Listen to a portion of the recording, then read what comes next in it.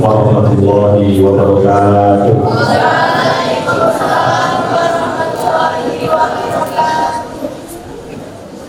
Alhamdulillahirabbil alamin. Wassalatu wassalamu ala asyrofil anbiya'i wal mursalin sayyidina wa maulana Muhammadin wa ala alihi washabihi wasallam. Rabbi shrah li sadri wa yassir li amri wahlul 'uqdatam min lisani yafqahu qawli.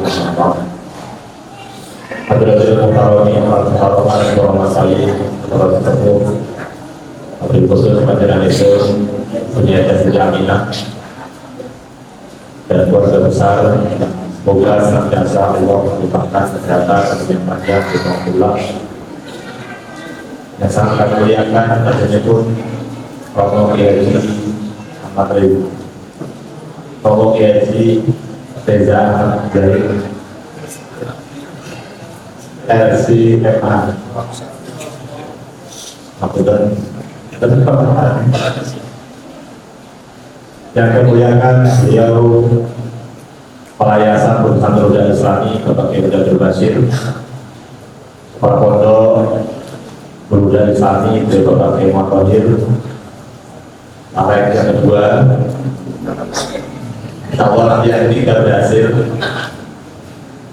Yang kemuliakan sedang mustahik Tamatan Masjid Sanawi, Masjid Al-Samadiyah, Kinian, Perusahaan Roda Islami. Sebenarnya Asatidz wa Asatidzah bersama Roda Islami, bapak-bapak, ibu-ibu,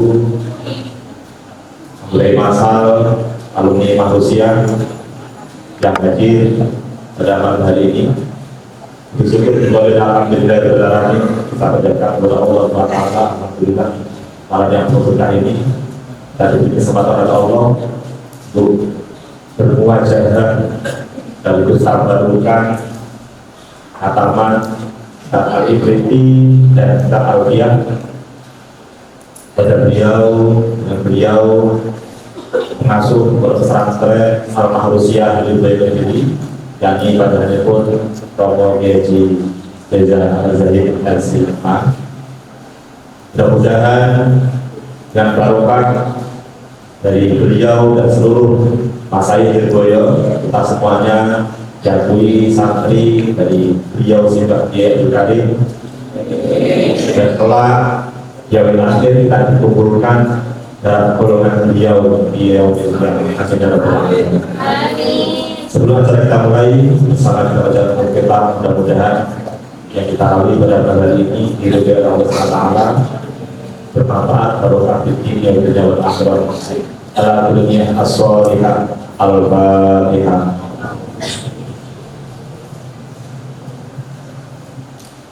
Ya,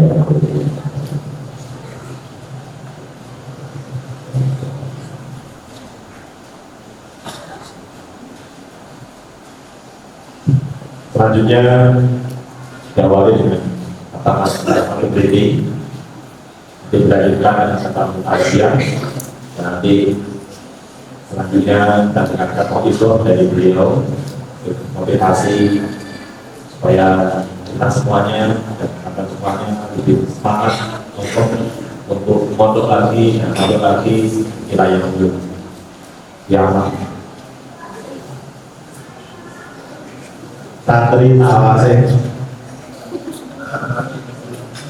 monggo dan sama-sama kalau semuanya. Assalamualaikum warahmatullahi wabarakatuh.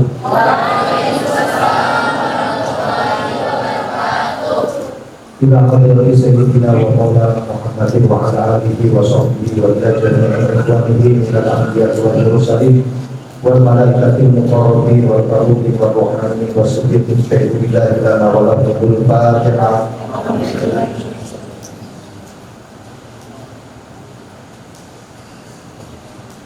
Wa ila jami'i awliya'illahi was sholihin wal ulama'i wal mursalin wa jami'i a'immatil mujtahidin wal muqallidin wal qurra'il muqlisin wal a'immatil hadith wal mufassirin wal jami'i ahli turuqis sunnah wal abadil a'lamin al-hasanin wal husainin wa khususan ila hadratis sultanil awliya Asy-Syaikh Abdul Qadir Al-Jailani radhiyallahu anhu wa sayyidina Abdul Hasan Asy-Syadzili wa sayyidina Baharuddin Al-Asy-Syadzili وسيدنا أحمد البدوي وسيدنا أبي علي محمد الغزالي وسيدنا أحمد بن عيسى المهاجر إلى الله وجميع أولياء الله التسعة رضي الله عنهم أجمعين وإلى جميع المصنفين والمؤلفين وخصوصا إلى حضرة الشيخ شرف الدين الدين محمد بن مالك الأندلسي وجميع المؤلفين شهود الله لنا ولهم الفاتحة.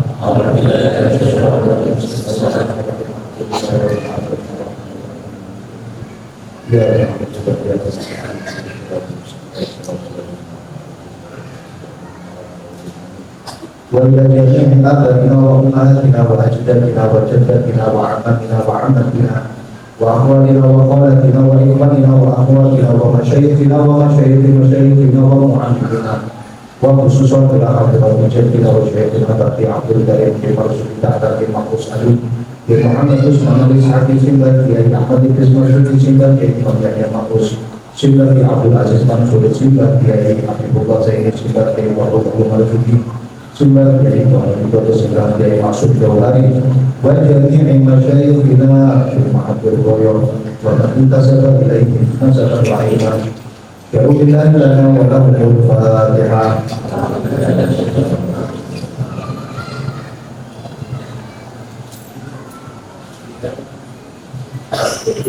وإلى جميع المؤمنين والمؤمنات والمسلمين والمسلمات الحيين والأموات في مشارق الأرض إلى مغاربها ومن مطارها ومن خوف إلى خوف من سيف آخر إلى يوم القيامة وإلى جميع أصحاب هذه الولاية وأصحاب هذه وأصحاب هذه القريات وجميع خدام هذا المعهد. إن الله يتغشى بالرحمة والمغفرة والبركاته في الجنة ويعيد علينا وأهلنا وذرياتنا وفروعنا وطلابنا ببركته وعلومه وأسراره وأنواره في الدين والدنيا والآخرة. الفاتحة.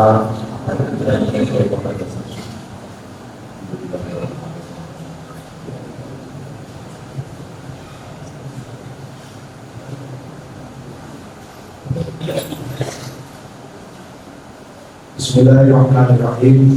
Awakili ahjatirat al-ilmi.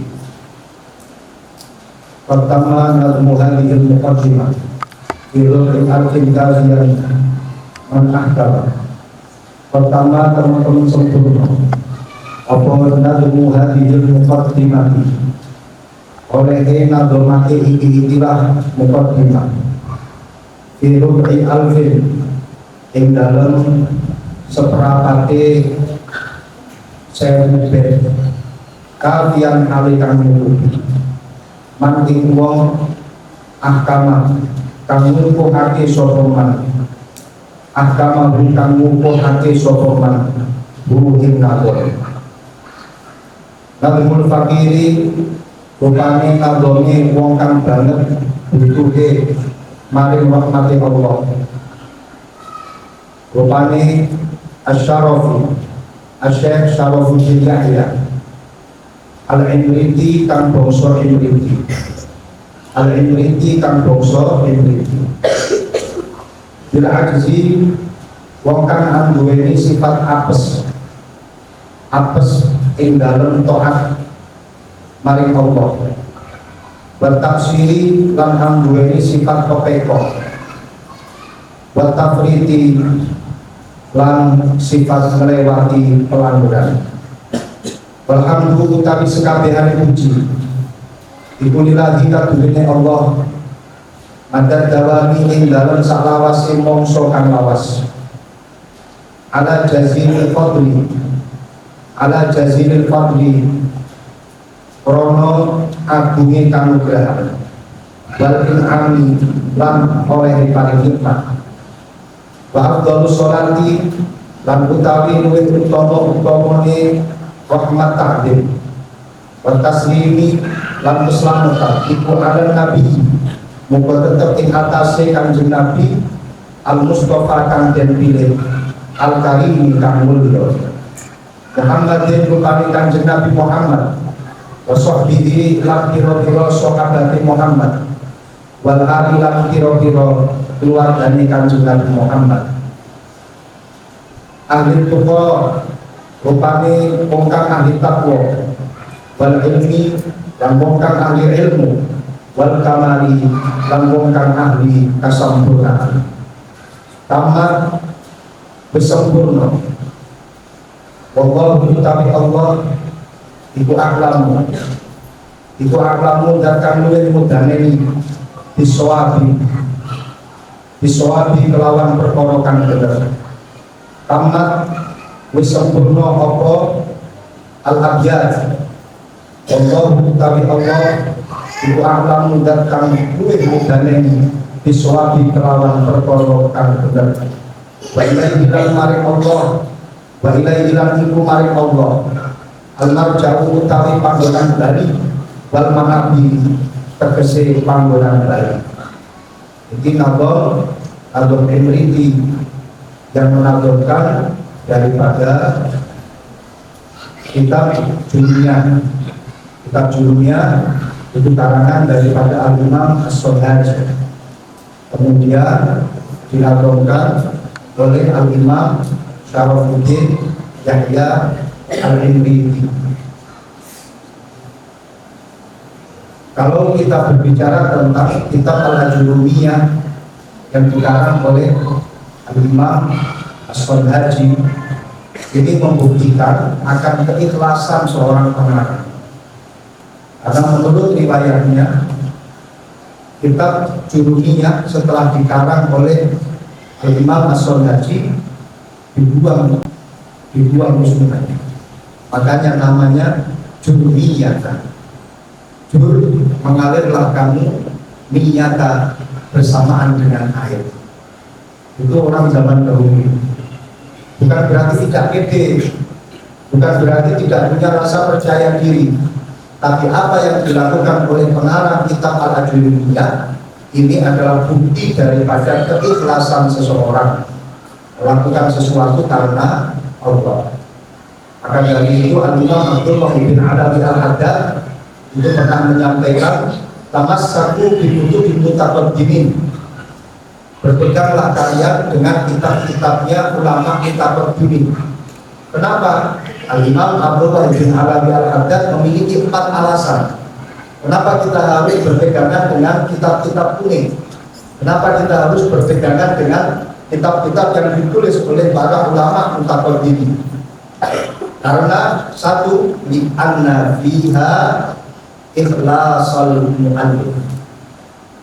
Yang kedua, li anna fiha amanatul mu'allif. Yang ketiga, li anna fiha amalal mu'allif. Yang keempat, li anna fiha ilmal mu'allif. Ada 4 alasan. Saya akan menjelaskan mulai dari yang paling belakang. Kenapa kita harus berpegangan dengan kitab-kitabnya ulama mutaqaddimin atau kitab kuning? Alasannya karena li anna fiha ilmal mu'allif. Karena di dalamnya itu ada ilmunya mu'allif. Para ulama kita zaman dahulu kalau menulis kitab itu sesuai dengan konsentrasi keilmuan, sesuai dengan bidang keilmuan. Seorang Al-Imam As-Sonhaj mengarang kitab Al-Ajurumiyah ini menjadi bukti kalau beliau itu alim alama di bidang sastra Arab, qaidah bahasa Arab, nahwu shorof. Seorang Muhammad ibn Malik mengarang kitab Alfiyah Ibnu Malik. Ini berarti menunjukkan ilmu beliau tentang nahwu shorof, qaidah bahasa Arab luar biasa. Seorang Al-Imam Al-Ghazali menulis tentang tahaffudzul falasifah. Ini menunjukkan bahwasanya beliau alim di bidang ilmu filsafat. Menulis juga tentang kitab Ihya Ulumuddin. Ini juga menunjukkan tentang keilmuan beliau yang luar biasa tentang ilmu tasawuf, tentang ilmu akhlak. Kalau di zaman sekarang belum tentu. Nulis skripsi tentang teori ekonomi Adam Smith, tapi dia sendiri kadang tidak tahu tentang ekonomi. malah justru ekonomi dan moral. Menulis tentang strategi politik, tapi setelah masuk dalam dunia pencalekan ternyata gagal juga. Ada orang yang ada di sini. Ini bedanya antara al-mutaqaddimin dengan al-mutaakhirin. Jadi kalau ulama zaman dahulu menulis satu fan ilmu itu menunjukkan tentang keilmuannya, ya. Kemudian seperti halnya Al-Imam An-Nawawi menulis kitab Al-Majmu', syarah daripada kitab Al-Muhadzab Fiqh Syafi'i, dalam fikih mazhab Syafi'i. Itu menunjukkan Imam Nawawi adalah orang yang alim alama di bidang fikih, dan juga beliau seorang ahli hadis karena beliau menulis kitab judulnya Riyadhus Shalihin, ada Arba'in Nawawi. Itu menunjukkan bahwa keilmuan Imam Nawawi yang di situ sesuai dengan apa yang ditulis. Yang kedua, li'anna fiha amalan mu'allif. Yang kedua, karena di dalamnya itu ada amaliyahnya mu'allif sesuai dengan ilmu yang dia tulis, sesuai dengan yang dia tulis. Seorang Al-Imam Al-Ghazali menulis tentang kitab akhlak, Bidayatul Hidayah. Allah, berarti akhlaknya Imam Al-Ghazali sama seperti itu. Seorang Al-Imam Al-Ghazali menulis tentang kitab Ihya Ulumuddin, berarti ya akhlaknya Al-Imam Al-Ghazali seperti yang tertera di dalam kitab Ihya Ulumuddin. Seorang Mbah Kiai Hasyim Asy'ari menulis kitab Adabul Alim wal Muta'allim, berarti adabnya, akhlaknya Mbah Hasyim Asy'ari itu sama seperti yang ditulis dalam kitabnya. Maka kenapa kita harus berpegangan dengan kitab-kitabnya ulama mutaqaddimin, kitab-kitab kuning? Karena di situ ada amalnya para muallif, amalnya sesuai dengan ilmu yang beliau curahkan, yang beliau tuliskan di dalam kitab tersebut. Beda dengan ulama-ulama zaman sekarang, tulis tentang strategi tangguh dalam menyikapi permasalahan korupsi, terbebas dari korupsi, masyarakat adil, makmur dan sejahtera. Ternyata dia duluan yang ketangkap KPK. Ya toh? Kemudian menulis lagi tentang membangun keluarga sakinah, mawaddah warahmah. Dia sendiri malah nikah bolak-balik.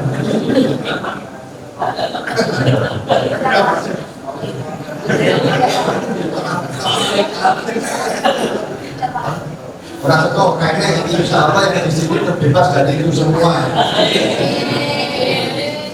Jadi antara amal dengan ilmu itu bersamaan. Makanya kenapa kita mengambil kitabnya para al-ulama al-mutaqaddimin untuk kita jadikan pegangan. Terus kemudian yang ketiga apa? Bi anna fiha amanatul muallif.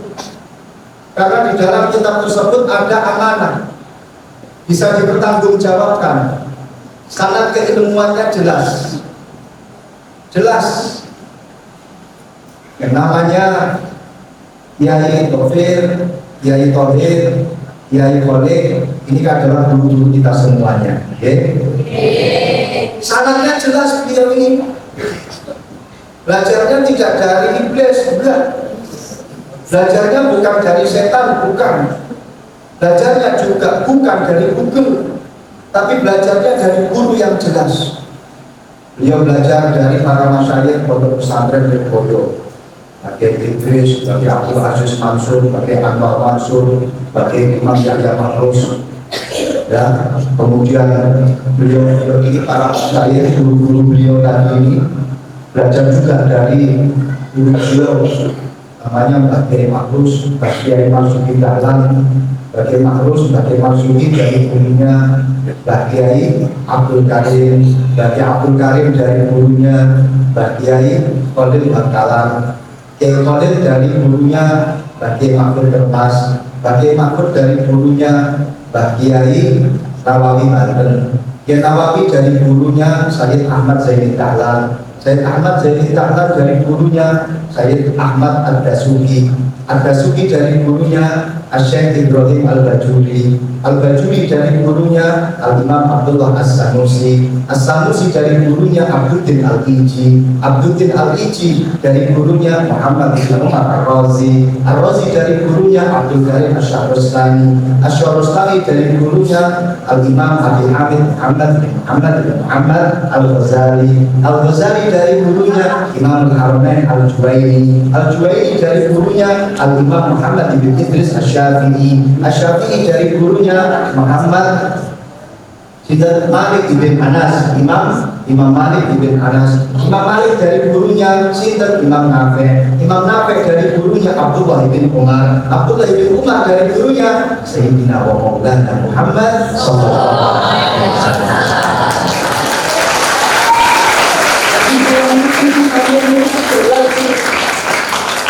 Jadi beliau ini adalah orang yang jelas orangnya, bukan orang jadi-jadian.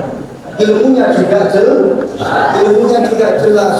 Makanya jangan sampai ada kata boyong sebelum saya khatam di madrasah ini. Jangan sampai ada kata boyong sebelum saya menyelesaikan di pondok pesantren ini. Siap? Amanah. Nah, jadi ada amanah mu'alif, bisa dipercaya, ilmunya itu bisa dipercaya. Kemudian yang berikutnya yang paling terakhir di anna fiha ikhlasul mu'alif, karena di dalam kitab kuning ini benar yang saya pegang kuning juga kuning ya. Di dalam kitab kuning ini ada sifat ikhlasnya mu'alif.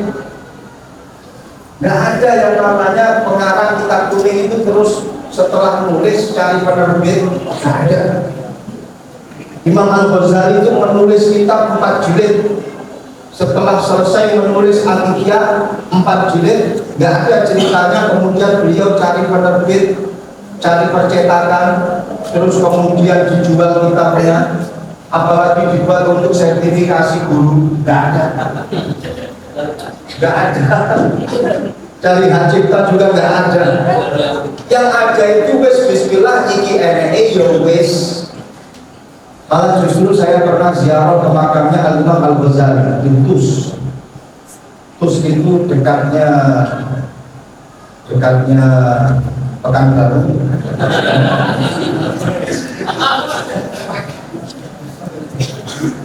Jadi pinggiran. Saya pernah ziarah ke makamnya Al-Imam Al-Ghazali di Tus. Saya masuk ke dalam, jadi makam beliau itu ada di bawah tanah karena sudah terurutan. Jadi semenjak Masya Allah, Syiah merajalela di sana, Sunni sangat sedikit di sana, ya, sehingga makam Al-Imam Al-Ghazali di sana itu hampir tidak ada yang mengurus. Dan makamnya ada di bawah tanah. Saya masuk ke dalam tanah itu seperti masuk ke dalam bunker. Saya lihat di situ ada makam-makam, 3 makam. Salah satunya adalah makamnya Imam Al-Ghazali. Konon Imam Al-Ghazali itu berwasiat, nanti kalau saya mati, kitab-kitab yang saya karang kubur bersama dengan saya. Ini kalau ulama zaman dahulu. Jadi nggak butuh nanti kitab ini akan menjadi bukti akan keseriusan saya. Ini akan menjadi bukti kalau bapak mungkin bisa nulis. Tidak ada. Tapi malah justru disembunyikan karena dilakukan semuanya itu karena ikhlas. Sama seperti Al-Imam As-Sanhaji, Ibnu Ajurrum, terkenal dengan sebutan Ibnu Ajurrum. Di sini setelah nulis kitab Jurumiyah langsung dibuang Jurumiyah. Dan kamu sangat mengalir bersama dengan air. Kalau toh memang ada manfaatnya, dia akan kembali. Kalau tidak ada manfaatnya, ya sudah lebur bersama dengan air. Nih, makanya kita harus betul-betul berpegangan dengan kitab kuning. Jadikan kitab kuning itu sebagai patokan kita untuk menyelesaikan permasalahan ada di sekitar kita, menyelesaikan permasalahan yang ada di masyarakat kita. Jadikan kitab kuning itu sebagai sumber solusi. Ada yang bertanya, loh, bukankah kita harus kembali kepada Al-Quran dan Sunnah, Al-Quran dan hadis? Iya, kitab kuning itu juga berasal dari Al-Quran dan hadis. Malah justru kitab kuning, kajian fikih di dalamnya, kajian usul fikih di dalamnya, kajian ilmu-ilmu yang ada di dalam kitab kuning itu adalah berasal dari Al-Quran dan hadis. Dan malah justru bisa dipercaya, malah justru bisa dipertanggungjawabkan. Kenapa? Karena ini adalah hasil olahan ijtihad daripada ulama yang mutafannin, yang sesuai dengan bidangnya. Nah, kalau sampai langsung ngambil sesuatu dari Al-Quran dan hadis, dunia aja baru selesai, Imriti aja baru selesai, terus mau menjelaskan kandungan daripada sebuah hadis, berbicara tentang kajian hukum di dalam satu hadis, emang boleh? Gak bahaya lah. Bahaya. Kamu belum tahu ilmunya, belum tahu ilmunya, belum tahu alatnya, terus kemudian mau memberi kandungan hukum yang ada di dalam Al-Quran dan hadis. Gak bahaya lah? Bahaya. Teman malah. Dan kalau yang ada di dalam kitab kuning ini sudah diolah sedemikian rupa oleh para ahlinya. Imam Ibnu Hajar di bidang hadis luar biasa, Imam An-Nawawi di bidang fikih luar biasa. Kitab-kitabnya itu adalah kitab-kitab yang semuanya juga diambil dari Al-Quran dan hadis, kemudian diolah dengan ijtihad yang mereka lakukan, kemudian hasilnya disodorkan kepada kita. Sebenarnya karena pena itu awal dhewe iki kita melahap hidangan yang sudah disediakan. Sampai nanti langsung ke Al-Quran dan hadis, orang ngerti ilmunya, orang ngerti alatnya, wah itu bahaya, bisa-bisa menyesatkan masyarakat. Maka waspadalah.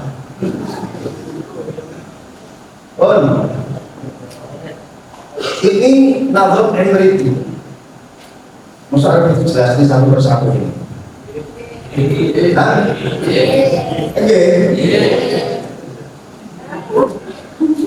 Pertama nadu hadhil muqaddimah fi ruli alfin kafin man ahkam.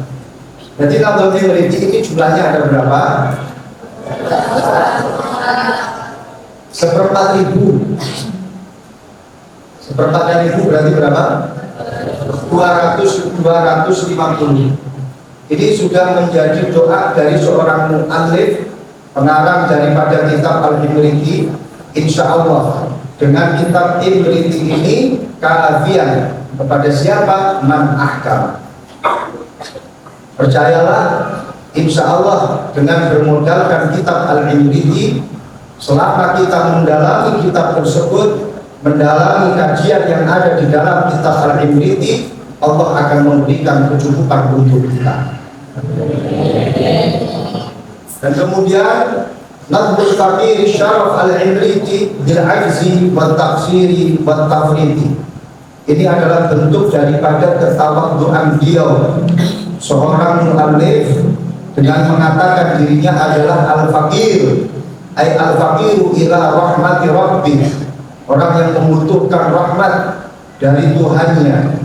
Beliau juga bertawadhu dengan mengucapkan bil ajzi wa tafsiri wa tafriti, yang memiliki sifat lemah, yang memiliki sifat keluputan, yang memiliki sifat kesalahan dalam kesehariannya. Beliau bertawadhu memiliki kelemahan, memiliki kesalahan. Ini adalah sifat daripada ketawadhuan beliau. Bukan berarti terus kemudian kalian menjudge, kalian menghukumi. Kalau sing ngarang ora becus ngene ya. Aja iki ngono sifat tawadhu. Lah wong sing ngarang taksir Lah wong sing ngarang ae duwe sifat salah kok. Nyapa dadak aku mempelajari kitabnya. Bukan seperti itu maksudnya. Tapi ini adalah bentuk daripada ketawadhuannya. Maksudnya bagaimana? Kalau kita melihat dari kitab-kitab kuning, ya rata-rata itu diakhiri dengan ketawadhuan seorang mu'allim. Dalam rangka apa? Dalam rangka untuk membuka celah bagi para pembacanya. Ketika dia menemukan kesalahan, silakan dibenarkan. Kalau toh memang mampu untuk membenarkan, permasalahannya kadang gak mampu, etok-etok daya nih mampu. Coba kalian lihat di dalam kitab-kitab kuning, di akhir pasti diakhiri dengan barang siapa yang menemukan kesalahan atau kekurangan dalam apa yang saya tulis di kitab ini, silakan benarkan atau bilangkan kepada saya kalau saya masih hidup, maka kita baiki bersama-sama. Itu adalah bentuk daripada ketawadhuan. Jadi ini bisa menjadi satu nasihat untuk kita.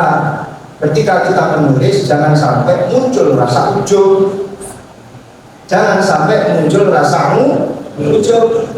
Mentang-mentang sudah menulis 2 halaman artikel, langsung mengucapkan aku tulis artikel ini dengan semangat yang tinggi, hati yang tulus karena surat ini hanya aku sebutkan untukmu.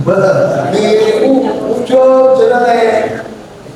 Aku tulis ini, artikel ini 3 halaman. Aku tulis tanpa nafas, karena setiap nafasku hanya dirimu. Gak ada ini. Ulama-ulama kita zaman dahulu kalau sudah selesai menulis, di akhir itu pasti ditulis dengan sifat ketawadhuannya. Kalau tidak percaya, coba kalian lihat akhir daripada kitab Fathul Mu'in, akhir daripada kitab Fathul Mu'in, diakhiri dengan sifat ketawadhuan. Walhamdulillahi madad dawami. Puji syukur kehadirat Allah Subhanahu wa taala. Selawas-lawas selamanya kita harus selalu bersyukur kepada Allah. Ala jazilil fadli wal in'am, atas segala nikmat dan keutamaan yang telah diberikan kepada kita. Wa afdhalus sholati wat taslim ala nabiyil mustafa al-karim. Salawat serta salam yang unggul semoga selalu tercurahkan kepada junjungan Nabi kita Nabi Muhammad sallallahu alaihi wasallam, juga kepada para sahabatnya. Di sini ditulis dengan wasahbihi. Kelihatannya memang lafaznya mufrad, tapi maknanya ini jamak. Ya, jadi kalau disebutkan wasahbihi itu nanti maknanya seperti ashabihi. Bukan berarti wasahbihi itu hanya satu sahabatnya Rasulullah. Enggak, tapi wasahbihi ini artinya ashabihi. Paham? Dan Ali dan juga keluarganya Kanjeng Nabi Muhammad sallallahu alaihi wasallam. Ya, sebagian ulama menafsirkan yang dimaksud dengan keluarganya Rasulullah itu adalah orang yang berpegangan dengan syariatnya Rasulullah, orang yang selalu mengedepankan ajarannya Rasulullah, itu adalah keluarganya Rasulullah. Kemudian Al-Imam Al-Tirmidzi mengatakan, siapakah para al-ali, siapakah keluarganya Rasulullah? Ahlul tuqa, mereka-mereka yang memiliki rasa takwa, mereka-mereka yang memiliki wal ilmi, ahlul ilmi, mereka-mereka yang memiliki sifat al-kamal, ahlul kamal. Ini adalah semuanya keluarganya Rasulullah. Ini maksud dijelas nih at-taqwa itu apa? Paham ya? Takwa itu apa? Ayo. Siapa yang tahu takwa itu apa? Ada yang tahu? Angkat tangan. Jawabannya benar, saya kasih hadiah. Hadiahnya boleh goyong terlebih dahulu.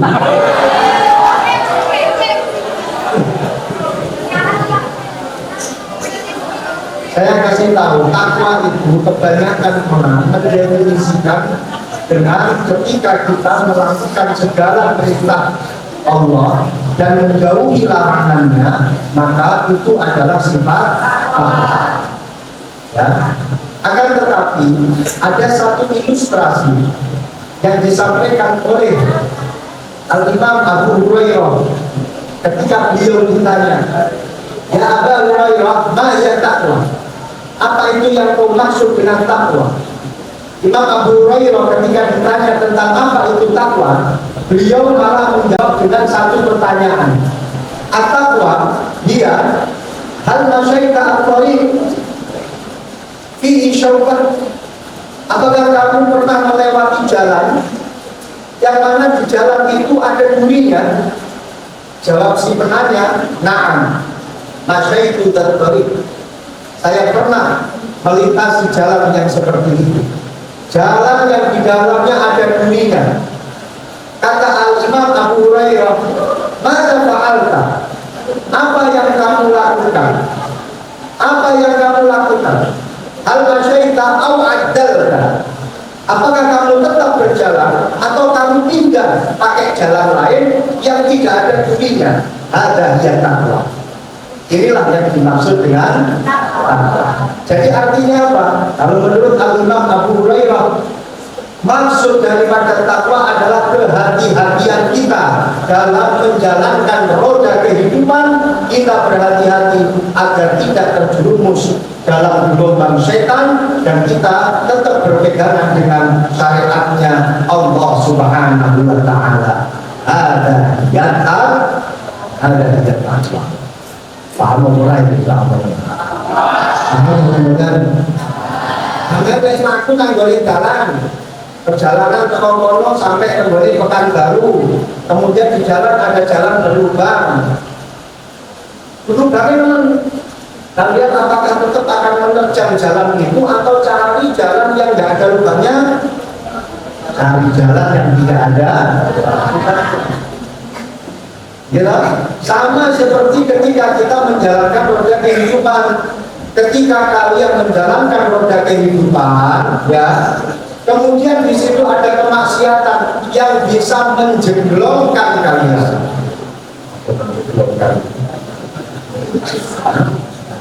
menjerumuskan kalian. Apakah kalian akan tetap melewati jalan yang menjerumuskan atau cari jalan lain? Cari jalan lain. Kemaksiatan adalah perkara yang menjerumuskan. Ketika kita hidup dan kita menemukan kemaksiatan, kalau kau tetap lakukan kemaksiatan itu, berarti kau menjerumuskan diri Anda sendiri. Tapi kalau kau berpikiran normal, maka kalian harus menghindari kemaksiatan tersebut agar tidak terjerumus. Ada hajatan. Bismillahirrahmanirrahim. Awakhiru nadmil alfiyah bil Imam Muhammad ibn Malik. Bama bijam'ihi unitu qad kamal qalban ala jullil muhimmati ishtamal. Bama dalam tali kitab unitu kagus nama-namani sopa isun mencapai bama utami kita unitu kang nama-namani sopa isun jami'i kelawan ngumpulake iman iku kan kamal teman-teman sempurna apa man nadman hali rupa nadom nadman hali rupa nadom istamal akan mampu apa nadom ala julil muhimmati ing atase akeh-akehe masalah ilmu nahwu kang penting. Ala julil muhimmati ing atase akeh-akehe pira-pira masalahe ilmu nahwu kang penting. Aksol tur kang ngumpulake apa nadom minal kafiyati saking kitab al-kafiyah al-khulasota ringkesane masalah al-khulasota ringkesane masalah kang penting kang koyo pati al-khulasota ringkesane masalah kang penting kang koyo pati Kama intadha iku kaya oleh amrin netepake apa nado. Bilang ing nyukupi bila kososo kelawan tanpa kangelan. Bila kososo kelawan tanpa kangelan. Pak Ahmad mongko muji sapa ingsun Allah ing Allah musollian kelawan nyuwunake rahmat ta'zim ala Muhammadin ing atase Kanjeng Nabi Muhammad sallallahu alaihi wasallam. Khairi nabiyyin kang dadi luwih bagus-baguse nabi. Ursila kang den utus sapa nabi. Wa alihi lan keluargane Kanjeng Nabi. Al-hurri pira-pira kang mencorong, al-kirami pira-pira kang mulya, al-bararah pira-pira kang bagus lahir batin. Al-bararah pira-pira kang bagus lahir batin. Wasahbihi lan pira-pira sahabate Kanjeng Nabi. Al-muntakhabina pira-pira kang den pilih kabeh. Pira-pira kang den pilih kabeh. Al-khiyarah pira-pira kang dadi pilihan. Pira-pira kang dadi pilihan. Pertama teman-teman wis sempurna apa takriratul Alfiyah bin Malik. Pira-pira takriratul Alfiyah bin Malik. Al-mu'amlarah kang den rameake fil madarisi ing dalem pira-pira madrasah. As-salafiyah kang bangsa salaf bi'aunillahi kelawan ditulungi Allah. Al-Maliki datang ngatoni Al-Manan datang agung. Al-Manan datang agung kang paling nikmat. Ja'alaba muga-muga dadiake sapa Allah ha ing takrirat Alfiyah Ibnu Malik. Ja'alaha muga-muga dadiake ha ing takrirat Alfiyah Ibnu Malik sapa Allah nafi'atan ingkang manfaati amatan kang umum biddawaini ing dalem dunya lan akhirat. Wa qala muga-muga ngapura sapa Allah lana maring kita wali mu'allifiha lan maring wong kang ngangge ha ing takrirat Alfiyah Ibnu Malik wali mu'allimiha lan maring wong kang mulang ha ing takrirat Alfiyah Ibnu Malik wal muta'allimi lan wali muta'allimiha lan wong kang belajar ha ing takrirat Alfiyah Ibnu Malik wali katibiha lan maring wong kang nulis ha ing takrirat Alfiyah Ibnu Malik wali jami'in entek tulisane apa ini? Wis terserah wali jami'il muslimin wal muslimat lan sekabehane pira-pira wong muslim lanang lan wong muslim wadon. Wallahu a'lam bishawab.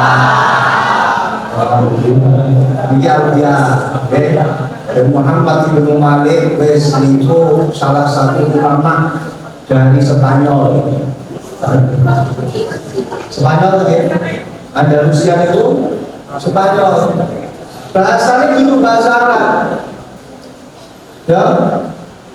Singaran Alfiyah Ibnu Malik ini bukan orang Arab, tapi orang Spanyol. Spanyol ini tampar metan terus ya. Alfiyah Ibnu Malik. Al-Imam Muhammad Ibnu Malik itu orang Spanyol. Spanyol itu pernah jadi Piala Dunia, pemenang Piala Dunia pada tahun 2010. Itu waktu itu Spanyol tanding bersama dengan Belanda. Belanda tahun 2010 itu sampai perpanjangan waktu 2 kali. Tapi pada menit-menit terakhir, tidak salah kurang 12 menit, itu Andreas Iniesta menggolkan dengan gol tunggal. Akhirnya Spanyol itu masuk jadi pemenang Piala Dunia pada tahun 2000. Dan ini terjadi di mana? Terjadi itu di Afrika Selatan, di South Africa. Saya masih ingat itu.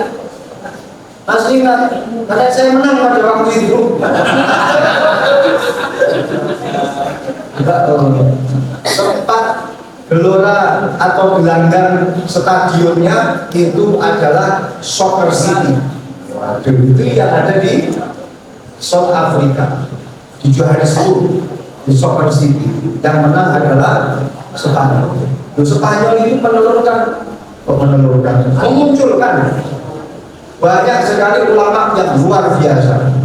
Ibnu Sina, ahli di bidang kedokteran, di mana beliau disebut sebagai bapak kedokteran dunia, punya kitab namanya Al-Kitab Al-Kabir Fit-Tibbi, atau disebut dengan Al-Qanun At-Tibbi, diterjemahkan ke dalam bahasa Inggris, judulnya berubah menjadi The Book of Medicine.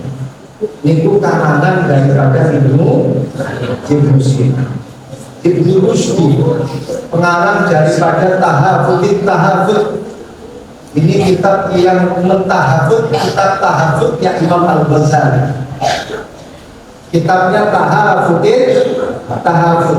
Seorang filosof besar namanya adalah Ibnu Rushdi. Ada lagi namanya Mansur Abbas Ibnu Firnas, penemu daripada rumus pesawat terbang. Ini luar biasa. Dari Spanyol, santri itu menemukan pesawat terbang dan sempat terbang selama 10 menit, lumayan dong. Walaupun toh pada akhirnya 10 hari berikutnya dia jatuh dan meninggal dunia. Tetapi keren daripada sampean. Pesawat ada hubungan. Dan ini yang menemukan rumusnya pesawat itu adalah Ibnu Firnas. Artinya bagaimana? Banyak ulama-ulama kita, mereka adalah para orang-orang ajam. Al-Imam Al-Bukhari dari Rusia, dan ulama-ulama dari Spanyol banyak sekali, dari Andalusia. Ilmu tidak pilih kasih untuk menempel kepada siapa saja, ilmu tidak pilih kasih. Gak ada ceritanya kowe lo anak kiai patesan awakmu ngalim. Ora enek anak kiai ritek gak belajar gledek uteke. Patesan kowe hampir ora belajar yo tetep pinter. Ora enek. Walaupun toh seorang habib, tapi kalau dia tidak belajar, bodoh, gak akan bisa punya ilmu. Pantesan kowe anak pejabat, tokoh masyarakat, yang mesti pinter, ora iso. Karena al-ilmu bita'allum. Al-ilmu bita'allum. Al-ilmu bil jiddi wal juddi. Ilmu itu harus dengan bersungguh-sungguh. Ketika kalian semangat, ilmu pasti akan merapat. Ketika perjuanganmu 45, ilmu pasti akan mendekat. Seperti dia, ketika kau bersemangat, bersungguh-sungguh, berjuang untuk hatinya, pasti leleh untukmu.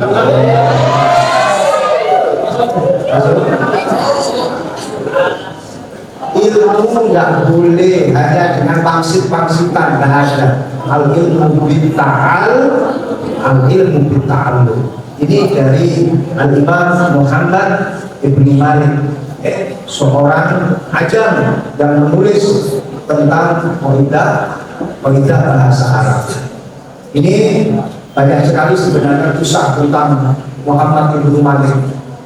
Ini kalau saya pisahkan bisa-bisa saya bicara sampai jam 3.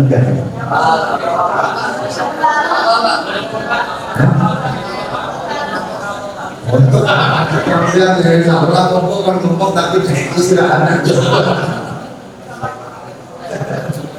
Oh, terakhir tak ceritani. Terakhir. Jadi Muhammad bin Malik ini adalah seorang ulama yang konon dulu ketika masih hidup nggak viral banget. Ya, konon. Saya juga nggak tahu sebenarnya bagaimana. Saya juga nggak menangi waktu beliau hidup. Artinya nggak pernah menemui beliau ketika masih hidup. Imam Muhammad Ibn Malik terkenal dengan seorang kiai yang followersnya itu sedikit. Jadi yang mensubscribe itu sedikit. Itu mahal itu malah. Sampai dibelani untuk pasang status, bikin status kepada masyarakat, mengiklankan kepada masyarakat. Wahai masyarakat sekitar, siapa yang ingin belajar kaidah bahasa Arab, datanglah kepadaku, karena aku punya ilmunya. Itu kan cara tidak langsung pasanglah pondok pesantren. Ya kan? Jadi makanya jenengan kalau kelak nanti babat pondok pesantren, terus pasang pelan, nggak usah minder. Imam Ibnu Malik dulu tidak hanya pasang pelan, tapi woro-woro di depan masyarakat, mondok nanggonku, ayo pesantren di tempatku, aku punya ilmu, kamu bisa belajar kepadaku. Tapi sayangnya tidak ada yang datang. Konon pada waktu Imam Ibnu Malik mempromosikan ilmunya, tidak ada yang datang. Sampai tetangga-tetangganya itu bilang, kalau dalam bahasanya orang sana, tetangga-tetangganya Sinten Muhammad Ibnu Malik, to a pity of you, kasihan deh bro. Wes kadung promosi, bukan brosur PBDB, orang yang sing datang. Kasihan deh bro. Apa kata Al-Imam Muhammad Ibnu Malik? Ora popo, yang penting aku sudah barokah anil dhimah. Saya sudah barokah dhimah. Saya sudah selesai dari tanggung jawab saya. Apa tanggung jawabnya? Tanggung jawab untuk mensyiarkan ilmu. Karena ketika orang itu punya ilmu, kewajibannya adalah mensyiarkan ilmu. Balighu anni walau ayat. Balighu anni walau ayat. Sampaikanlah dariku walaupun toh satu ayat. Makanya kalau orang punya ilmu, kewajibannya adalah mensyiarkan ilmu. Dan aku telah mensyiarkannya, tapi tidak ada orang yang mau datang kepadaku. Yang pasti aku sudah terlepas dari tanggung jawab untuk syiar itu. Makanya tak omongin nanggung milir bodoh, ya gue Mbah Kiai Sepuh bodoh, Mbah Kiai Abdul Karim, santri mulai ke pondok di masyarakat, ojo lali yo ngedep dampar, ngedep. Apa itu artinya? Transformation of knowledge. Mentransfer knowledge, mentransfer keilmuan. Ini adalah reinterpretasi daripada balighu anni walau ayat. Nah, itu Imam Muhammad Ibnu Malik, aku sudah terlepas dari yang namanya kitmanul ilmi. Aku sudah terlepas dari yang namanya menyembunyikan ilmu. Orang kok dari kisah ini, Al-Imam Ibnu Malik terkenal sebagai orang yang tidak begitu viral pada waktu itu. Tapi apalah artinya viral? Viral itu gampang kok. Kalian ingin viral, gitu? Ada satu pepatah bahasa Arab yang bulu tibi Zamzam liyashtahir. Musuhnya sana lekat lagi.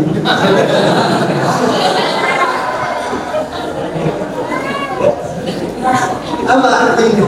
Musuhnya sana. Yang bulu tibi Zamzam liyashtahir.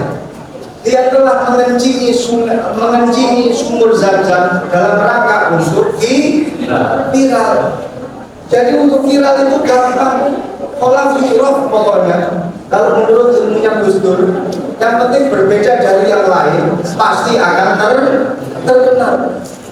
Tapi apa sih kata Al-Imam Muhammad Ibnu Malik pentingnya viral? Apa pentingnya? Viral itu mudah. Maka dari itu ada satu syair fa fir'aun masyhurun fa fa'ala tusyar. Yang namanya Fir'aun itu sangat viral. Gitu?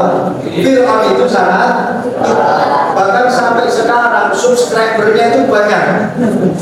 Fir'aun itu padahal dia nggak punya akun penggone IG atau Facebook. Tanpa akun apapun viral luar biasa. Fir'aun masyhurun fa fa'ala tusyar. Fir'aun itu masyhur. Gitu? Tapi Fir'aun itu adalah orang yang berbuat kejelekan. Maka ya Allah, wa ma li syuhratin alayya adimah fa fir'aun masyhurun fa fa'ala tusyar. Wa ma kullu syuhratin alayya adimah. Ini lengkap daripada baitnya syairnya. Wa ma kullu syuhratin alayya adimah fa fir'aun masyhurun fa fa'ala tusyar.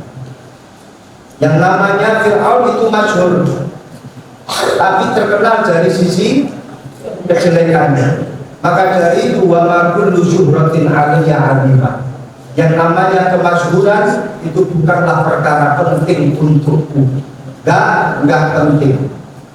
Ingatlah wa ba'dukum durratun fawqa durrah. Yukhfa hasanuhu kalailatul qadr. Ada yang sedikit tapi mencorong. Dia tersimpan tapi cahayanya tidak bisa tertutupi. Kalau toh memang sudah indah dari asalnya, dia pasti akan indah, memberikan keindahan untuk yang lainnya.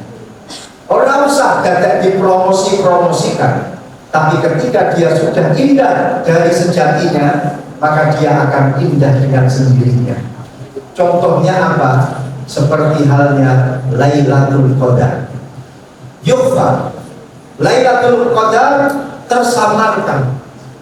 Gak ada yang tahu kapan Lailatul Qadar itu akan datang. Tapi kemasyhuran Lailatul Qadar mampu membuat orang untuk mengejarnya. Sampai selesai bulan Ramadan dia kejar itu Lailatul Qadar, padahal hanya dengar namanya saja, belum tahu bentuknya seperti apa dan tempatnya di mana. Al-Fatihah.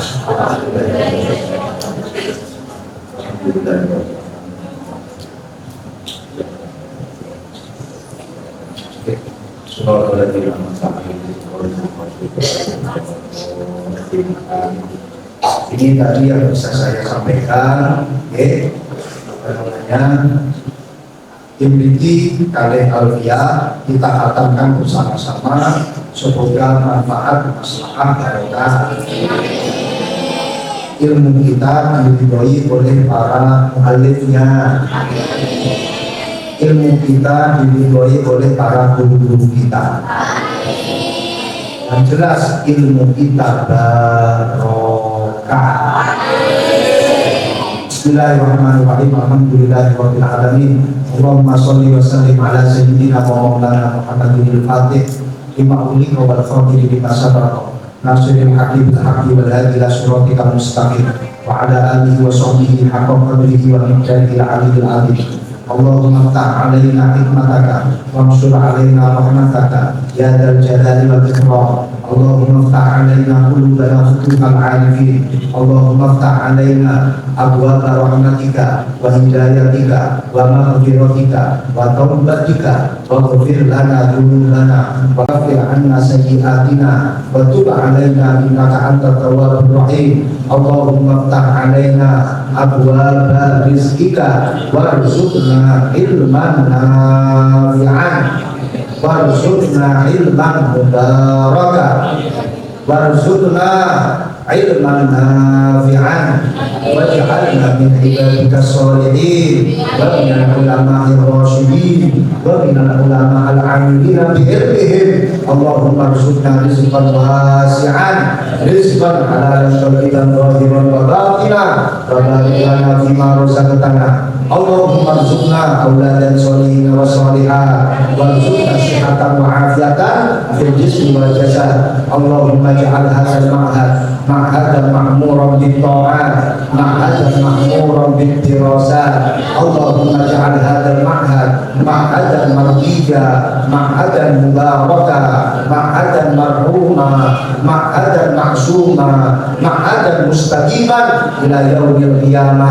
اللهم قوي هذا المعهد، اللهم سلم هذا المعهد، اللهم سلم من سكن في هذا المعهد، اللهم بارك هذا المعهد، اللهم بارك من خدم لهذا المعهد. اللهم اجعلنا واياهم يا رب، اجعلنا واياهم من اهل العلم ومن اهل الخير ومن اهل التقى ومن اهل القران ومن اهل لا اله الا الله محمد رسول الله. ربنا هذا دعاؤنا كما أمرتنا، استجب لنا دعاءنا كما استجبت دعاء سيدنا محمد صلى الله عليه وسلم. ربنا آتنا في الدنيا حسنة وفي الآخرة حسنة وقنا عذاب النار. وصلى الله على سيدنا ومولانا محمد وعلى آله وصحبه وسلم والحمد لله رب العالمين. Maka kita saja kabul-kabulakan Nun agumi pangapunten ingkang kathah, nun agumi sesamudra pangarsami. Mohon maaf yang sebesar-besarnya. Jazakumullah khairan jazaa, khususnya kepada beliau Ibu Nyai Hajah Siti Aminah dan keluarga besar Pondok Pesantren Nurul Huda. Wassalamualaikum warahmatullahi wabarakatuh.